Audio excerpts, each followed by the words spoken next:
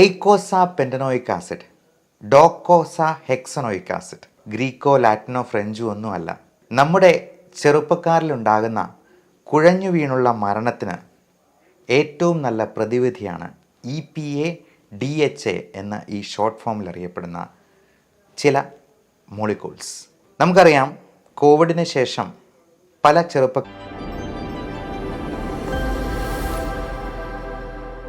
എയ്ക്കോസ പെൻറ്റനോയിക് acid, docosahexaenoic acid, ഗ്രീക്കോ ലാറ്റിനോ ഫ്രഞ്ചോ ഒന്നുമല്ല. നമ്മുടെ ചെറുപ്പക്കാരിലുണ്ടാകുന്ന കുഴഞ്ഞു വീണുള്ള മരണത്തിന് ഏറ്റവും നല്ല പ്രതിവിധിയാണ് EPA DHA എന്ന ഈ ഷോർട്ട് ഫോമിൽ അറിയപ്പെടുന്ന ചില മോളിക്യൂൾസ്. നമുക്കറിയാം, കോവിഡിന് ശേഷം പല ചെറുപ്പക്കാരിലും ഹാർട്ട് അറ്റാക്ക്, സ്ട്രോക്ക് പോലുള്ള പ്രശ്നങ്ങൾ കൂടി വരുന്നുണ്ട്. കോവിഡ് വാക്സിനേഷൻ മൂലമാണ് എന്നൊരു ആക്ഷേപമുണ്ട്. അതുകൊണ്ട് തന്നെ എല്ലാവരും ഡൈമർ ടെസ്റ്റ് അത്യാവശ്യമായിട്ട് ചെയ്തിരിക്കണം എന്ന് ഒരു വാട്സപ്പ് മെസ്സേജ് പാറിപ്പറന്ന് നടക്കുന്നത് കണ്ടു. ഇതിൻ്റെ സത്യാവസ്ഥ എന്താണ്? കോവിഡ് വാക്സിൻ എടുത്തവർക്ക്, കോവിഡ് വന്നവർക്ക് ഒക്കെ ഈ ഹാർട്ട് അറ്റാക്കും സ്ട്രോക്കും വരാനുള്ള സാധ്യത കൂടുതലാണോ? 30കളിലും 40ലും ഉള്ളവർക്ക് ഈ ബ്ലോക്ക് ഉണ്ടാകുന്നത് കൊണ്ടുണ്ടാകുന്ന പ്രശ്നങ്ങൾ വരുന്നത് എന്തുകൊണ്ടാണ്? അതിനെ പ്രിവെൻറ്റ് ചെയ്യാൻ നമുക്ക് ഉള്ള പ്രതിവിധികൾ എന്തൊക്കെയാണ് എന്നുള്ളതെല്ലാം നമുക്കിന്ന് ഡിസ്കസ് ചെയ്യാം. നമസ്കാരം, ഞാൻ doctor Bipin Jose, pulmo medical centre, Pala, Kanjirappally and Sultan Bathery. ഞാൻ ആദ്യം പറഞ്ഞതുപോലെ കോവിഡ് വാക്സിനെ പറ്റി ഒരുപാട് ആരോപണങ്ങളുണ്ടായിരുന്നു. കാരണം കോവിഡ് വാക്സിൻ എടുത്തിട്ട് ഉടനെ തന്നെ ഭയങ്കരമായ പനിയും ബോഡി പെയിനും ക്ഷീണവും പ്രശ്നങ്ങളും ഒക്കെ ഒരുപാട് പേർക്ക് ഉണ്ടായിട്ടുണ്ട്. ആദ്യമേ തന്നെ പറയട്ടെ, കോവിഡ് വാക്സിനേഷൻ 4 ഡോസ് എടുത്തിട്ടുള്ളതാണ്. ഫസ്റ്റ് ഡോസ് കഴിഞ്ഞ് 3 ബൂസ്റ്റർ ഡോസും കൂടി ഞാൻ എടുത്തിട്ടുണ്ട്. എന്നാൽ അതിനുശേഷവും എനിക്ക് കോവിഡ് വന്നു. വളരെ ലഘുവായിട്ടുള്ള രീതിയിൽ മാത്രം കോവിഡ് വന്നു പോയി. ചെറിയൊരു ജലദോഷപ്പനി വന്നതുപോലെ പോയുള്ളൂ. അത് ആദ്യത്തെ ഡോസ് എടുത്തതിന് ശേഷം കുറച്ച് നാൾ കഴിഞ്ഞപ്പോഴാണ് ഉണ്ടായത്. എൻ്റെ ജനറ്റിക് ഒരു പ്രീ ഡിസ്പോസിഷൻ ഹാർട്ട് അറ്റാക്കും സ്ട്രോക്കും വരാനുള്ള സാധ്യത വളരെ കൂടുതലായിരുന്നു താനും. അപ്പോൾ ഈ ഡൈമർ ടെസ്റ്റ് എന്ന് പറയുന്നത് നമ്മൾ എപ്പോഴാണ് ചെയ്യുന്നത്, എന്തിനാണ് ചെയ്യുന്നത്, അതിലെന്താണ് അളക്കുന്നത് എന്നെല്ലാം നമ്മളൊന്ന് മനസ്സിലാക്കിയിരിക്കണം. നമ്മുടെ ഹൃദയത്തിലും അല്ലെങ്കിൽ നമ്മുടെ ബ്ലഡ് വെസൽസിലും രക്തക്കുഴലുകളിലും നമ്മുടെ ഹൃദയത്തിലേക്കുള്ളതും അതുപോലെ തലച്ചോറിലേക്കുള്ളതും കാലിലേക്കുള്ളതും ഒക്കെ ആയിട്ടുള്ള രക്തക്കുഴലുകൾ, ഇതിലേക്കെല്ലാം പ്രവഹിക്കുന്ന രക്തത്തിന് എന്തെങ്കിലും തടസ്സമുണ്ടാകാം. അതിൽ പല രീതിയിലുള്ള ബ്ലോക്കുകളുണ്ട്. അപ്പം നമ്മൾ ഡൈമർ പ്രധാനമായും എലിവേറ്റഡ് ആയിട്ട് കാണുന്നത് എംബോളിസം എന്ന് പറയുന്ന, അത് ചിലപ്പോൾ കാലിലേക്കുള്ള രക്തയോട്ടം തടസ്സപ്പെടുന്ന DVT എന്ന് പറയുന്ന ഡീപ്പ് വെയിൻ ത്രോംബോസിസ്, അതേപോലെ തന്നെ ശ്വാസകോശത്തിലോട്ട് കൊണ്ടുപോകുന്ന രക്തക്കുഴലുകൾ ബ്ലോക്ക് ഉണ്ടാകുന്നതിനെ പൾമണറി എംബോളിസം എന്നും, അതുപോലെ തന്നെ നമ്മുടെ ഹൃദയത്തിൻ്റെ പേശികൾക്ക്, അത് ഹൃദയത്തിൻ്റെ ഭിത്തികളിലേക്ക് കൂടുതൽ രക്തം കൊണ്ടുവന്ന് എത്തിക്കുന്ന, ഓക്സിജൻ എത്തിക്കുന്ന ചെറിയ രക്തക്കുഴലുകൾ ഉണ്ടാകുന്ന ബ്ലോക്കിനെ നമ്മൾ കൊറോണറി ആർട്ടറി ഡിസീസ്, അത് വളരെ സിവിയർ ആയിട്ടുള്ള ബ്ലോക്കായി വരുമ്പോഴാണ് നമ്മൾ ഹാർട്ട് അറ്റാക്ക് എന്ന സാധാരണയായിട്ട് പറയുന്ന മയോകാർഡിയൽ ഇൻഫാർക്ഷൻ സംഭവിക്കുക. അപ്പോൾ ഈ ബ്ലോക്കുകളൊക്കെ ചിലപ്പോൾ 50%, 70% നമ്മൾ ആൻജിയോഗ്രാം ഒക്കെ ചെയ്തവർക്ക് പറയുന്നത് കേൾക്കാം. അത് 90%ൻ്റെ 2 ബ്ലോക്ക് ഉണ്ടായിരുന്നു, അല്ലെങ്കിൽ 3 ബ്ലോക്ക് ഉണ്ടായിരുന്നു. ട്രിപ്പിൾ വെസൽ ഡിസീസ്, അതായത് 3 രക്തക്കുഴലുകളിൽ, പ്രധാനപ്പെട്ട രക്തധമനികളിൽ, കൊറോണറി ആർട്ടറീസിൽ ബ്ലോക്ക് വരുന്നത്, അങ്ങനെയുള്ള പല കാര്യങ്ങളും നമ്മൾ പലപ്പോഴായിട്ട് കേട്ടിട്ടുണ്ടാവാം. ഇതുപോലെ തന്നെ തലച്ചോറിലേക്കുള്ള രക്തക്കുഴലുകളിൽ ബ്ലോക്ക് ഉണ്ടാകാം, സെറിബ്രൽ എംബോളിസമായിട്ട്.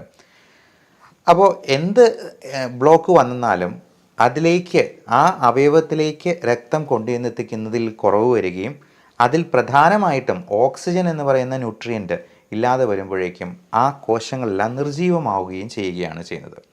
ഈ ബ്ലോക്കുകൾ തന്നെ പലതരത്തിലുണ്ട്.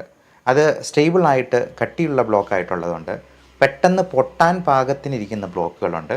അപ്പോൾ ഇങ്ങനെയുള്ള ബ്ലോക്കുകൾ, അപ്പം കോവിഡിന് ശേഷം അല്ലെങ്കിൽ കോവിഡ് വരുമ്പോൾ നമ്മുടെ രക്തക്കുഴലുകൾക്കുള്ളിലും ഇതുപോലെ ചെറിയ ക്ഷതങ്ങളുണ്ടാവും എന്നുള്ളതാണ് നമ്മൾ മനസ്സിലാക്കേണ്ടത്.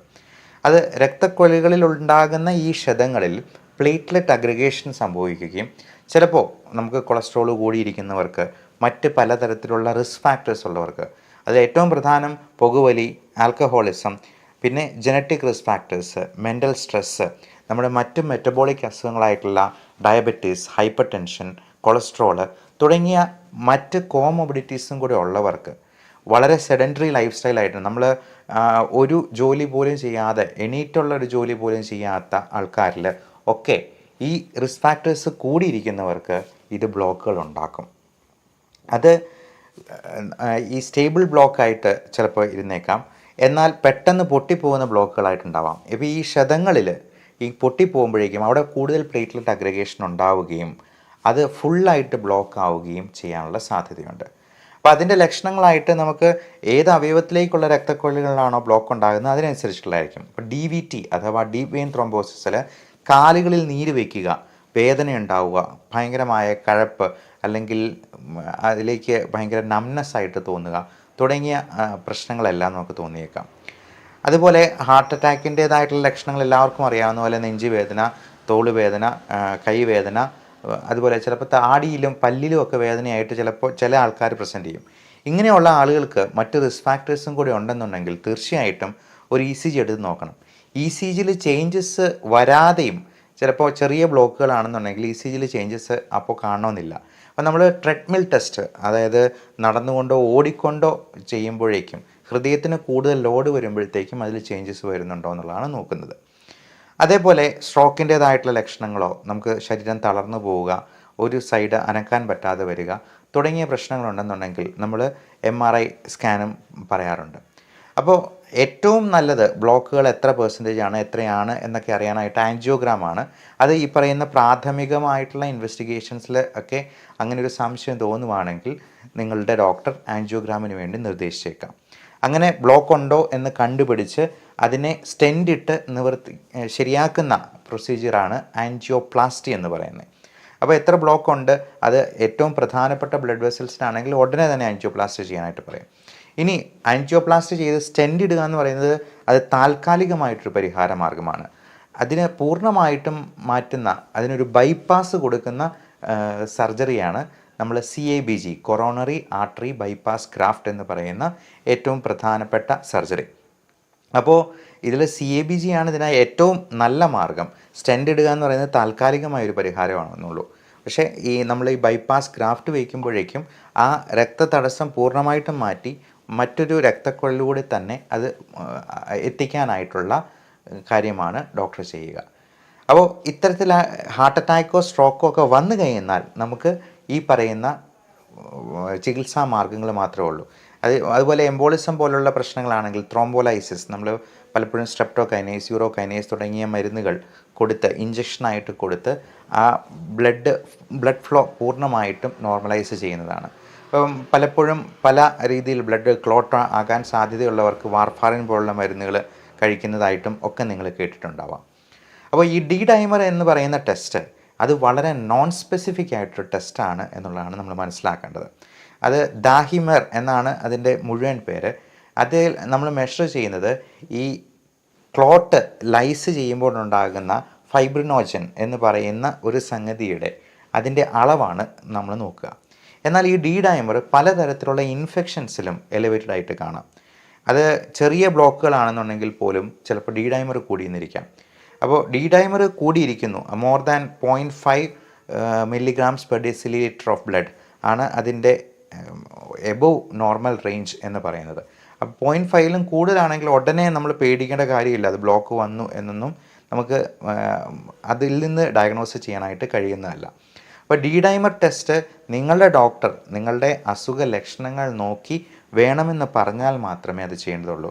അത് ഏതാണ്ട് 1000 രൂപ അടുപ്പിച്ച് വില വരുന്ന ലാബ് ഇൻവെസ്റ്റിഗേഷനാണ്.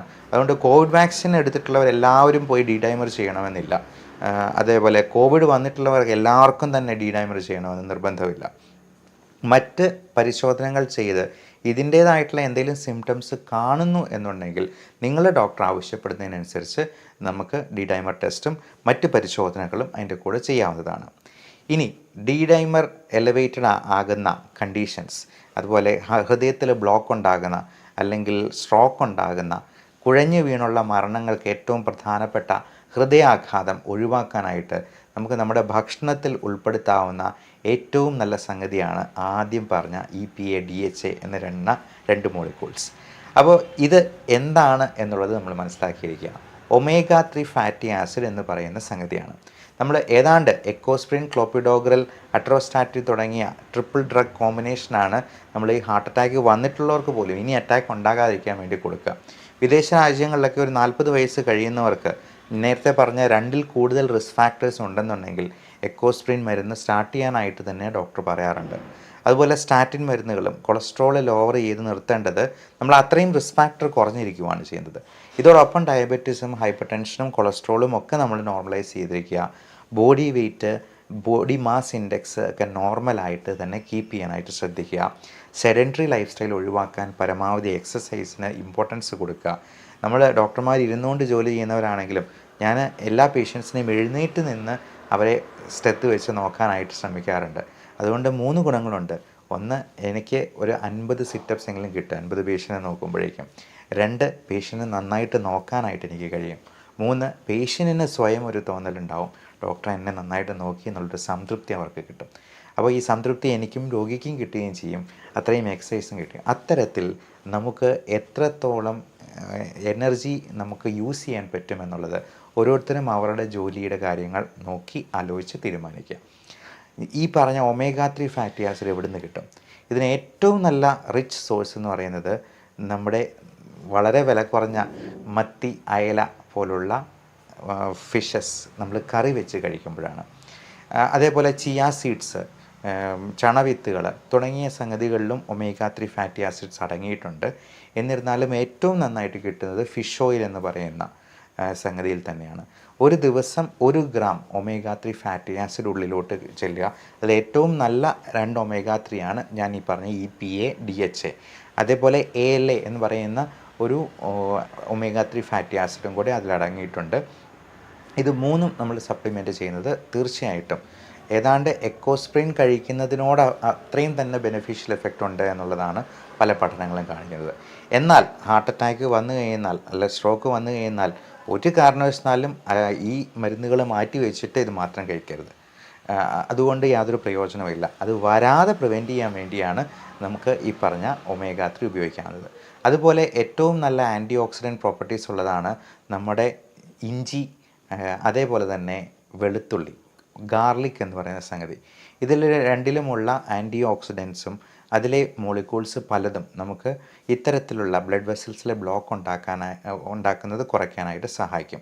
എന്നാൽ വെളുത്തുള്ളി കഴിക്കുമ്പോൾ വെറും വയറ്റിൽ കഴിക്കാതിരിക്കാൻ ശ്രദ്ധിക്കുക, കാരണം അത് ഗ്യാസ്ട്രൈറ്റിസ് ഉണ്ടാക്കാൻ സാധ്യതയുണ്ട് എന്നുള്ളതുകൊണ്ട്. അപ്പോൾ വെളുത്തുള്ളിയൊക്കെ നമ്മുടെ ഭക്ഷണത്തിൽ കൂടുതലായിട്ട് ഉൾപ്പെടുത്താം. അതുപോലെ ഇഞ്ചി ആണെങ്കിലും കൂടുതലായിട്ട് ഉൾപ്പെടുത്താം.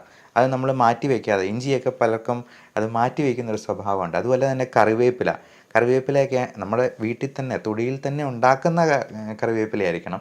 വിഷമടിച്ച് കിട്ടുന്ന സാധനം കഴിക്കണമെന്ന് ഞാൻ പറയില്ല. ഈ കറിവേപ്പിലയും ജിഞ്ചറും അതുപോലെ ഗാർലിക്കും ഒക്കെ നമുക്ക് ഭക്ഷണത്തിൻ്റെ കൂടെ തന്നെ കൂടുതലായിട്ട് അങ്ങ് കഴിക്കാം. അതെടുത്ത് കറിവേപ്പില പോലെ അങ്ങ് കളയണ്ട, അത് വയറ്റിലോട്ട് തന്നെ ചെല്ലട്ടെ. അതിന് ഒരുപാട് ആൻറ്റി ഓക്സിഡൻറ്റ് പ്രോപ്പർട്ടീസ് ഉണ്ടെന്നുള്ള കാര്യം മനസ്സിലാക്കുക. അതുപോലെ മുരിങ്ങയില നമുക്ക് കൂടുതലായിട്ട് ഉൾപ്പെടുത്തുന്നത് നമ്മുടെ BP കുറയാനായിട്ട് സഹായിക്കും. ABC ജ്യൂസ് എന്ന് പറയുന്നുണ്ട്, ആപ്പിൾ, ബീട്രൂട്ട്, ക്യാരറ്റ്. ഇത് 3ഉം ചേർന്നിട്ടുള്ള ജ്യൂസ് നമുക്ക് രാത്രി മീൽസ് ഒഴിവാക്കിയിട്ട് ഈ ജ്യൂസ് തന്നെ 1-2 ഗ്ലാസ് കുടിച്ചോളൂ. പിറ്റേ ദിവസം വയറ്റിൽ നിന്ന് പോകുമ്പോൾ ബീട്രൂട്ടിൻ്റെ കളർ കണ്ട് പേടിക്കണ്ട. അത് ബീട്രൂട്ടിൻ്റെ തന്നെ ഫൈബർ കണ്ടൻറ്റ് നല്ലപോലെ ഉള്ളതുകൊണ്ട് നമ്മുടെ വയറ്റിലെ സംഗതികളെല്ലാം ഒരു ചൂല് പോലെ അടിച്ച് വൃത്തിയാക്കി പുറന്തള്ളുന്നതാണ് എന്ന് സമാധാനിക്കുക. അത് നമുക്ക് ഒത്തിരി സന്തോഷം ഉണ്ടാക്കേണ്ട കാര്യമാണ്. നമ്മുടെ രക്തമൊക്കെ ആ ബീട്രൂട്ടിൻ്റെ കളർ പോലെ നല്ല സ്ട്രോങ് ആയിട്ട് അങ്ങ് പോകാനായിട്ട് ഈ ABC ജ്യൂസ് BP കുറയ്ക്കാനും വളരെ ഉത്തമമായിട്ടുള്ള ഒരു ജ്യൂസാണത്. ഞാൻ എല്ലാ ദിവസവും കുടിക്കുന്ന ഒരു ജ്യൂസും കൂടിയാണ് ABC ജ്യൂസ്. അതേപോലെ ഈ എക്കോസ്പ്രിൻ, ക്ലോപ്പിഡോഗ്രൽ, അറ്റോസ്റ്റാറ്റിൻ അതിൻ്റെ ലോഡിംഗ് ഡോസുണ്ട്, മെയിൻ്റനൻസ് ഡോസുണ്ട്. അത് കൃത്യമായിട്ട് കഴിക്കുന്നു എന്നുള്ളത് ഉറപ്പ് വരുത്തുക. അല്ലെങ്കിൽ നമുക്ക് ഹാർട്ട് അറ്റാക്ക് വരാനുള്ള സാധ്യത അത്രയധികം കൂടുകയാണ്. നമുക്കറിയാം, ഒരു 50 വയസ്സ് കഴിഞ്ഞെന്നാൽ ഈ പറഞ്ഞ സാധ്യതകളെല്ലാം എല്ലാവർക്കും കൂടുന്നുണ്ട്. പ്രത്യേകിച്ചും സ്ത്രീകൾക്കാണെങ്കിൽ പോലും ഈസ്ട്രജൻ്റെ ഒരു പ്രൊട്ടക്റ്റീവ് എഫക്റ്റ് മെനോപോസോടുകൂടി നിൽക്കുകയാണ്. അത് കഴിഞ്ഞാൽ ഹാർട്ട് അറ്റാക്കും സ്ട്രോക്കും വരാൻ സ്ത്രീകൾക്കും സാധ്യത കൂടുതലാണ്. അതേപോലെ തന്നെ പുതിയ രീതിയിലുള്ള മോളിക്യൂൾസ് ഇന്ന് മോഡേൺ മെഡിസിനിൽ അവൈലബിൾ ആണ്. പ്രത്യേകിച്ചും എക്കോസ്പ്രിനൊക്കെ ഒരുപാട് ഗ്യാസ്ട്രൈറ്റിസ് ഉണ്ടാക്കുന്നു എന്നുള്ളതുകൊണ്ട് അതിന് പകരം നമ്മൾ കൊടുക്കുന്ന ഒരു പുതിയ മരുന്നാണ് ഡാബിഗാട്രാൻ. അത് വില കൂടുതലുള്ള മരുന്നാണ്, പക്ഷേ അതിന് ഒരുപാട് ഗുണഗണങ്ങൾ കൂടുതലാണ് എന്നുള്ളത് മനസ്സിലാക്കുക. അപ്പോൾ ക്ലോപ്പിഡോഗ്രലിൻ്റെ 75 മില്ലിഗ്രാം ഗുളിക കഴിക്കുന്നതിനേക്കാൾ 2-3 ഇരട്ടി ബെനഫിറ്റ്സ് ഡാബിഗാട്രൻ പോലുള്ള മരുന്നുകൾക്കുണ്ട് എന്നുള്ളതാണ് പുതിയ പഠനങ്ങൾ കാണിക്കുന്നത്. നിങ്ങളുടെ ഡോക്ടറോട് ചോദിച്ച് ഇത്തരത്തിൽ ഇപ്പോൾ എക്കോസ്പ്രിൻ ക്ലോപ്പിഡോഗ്രൽ പറ്റില്ല, ഗ്യാസ്ട്രൈറ്റിസ് ഉണ്ടാക്കുന്നുണ്ടെങ്കിൽ അല്ലെങ്കിൽ മറ്റ് സൈഡ് ഇഫക്റ്റ് ഉണ്ടാക്കുന്നുണ്ടെങ്കിൽ ഇതുപോലുള്ള പുതിയ മരുന്നുകളും ഇന്ന് മോഡേൺ മെഡിസിനിൽ പുതിയ ഗവേഷണങ്ങൾ വന്നുകൊണ്ടിരിക്കുകയാണ് എന്നുള്ളതും പ്രത്യേകമായിട്ട് ഓർമ്മിപ്പിക്കുന്നു. എല്ലാവർക്കും നല്ല ആരോഗ്യം ആശംസിക്കുന്നു. Love and regards, doctor Bipin Jose, pulmo medical centre, Pala, Kanjirappally and Sultan Bathery.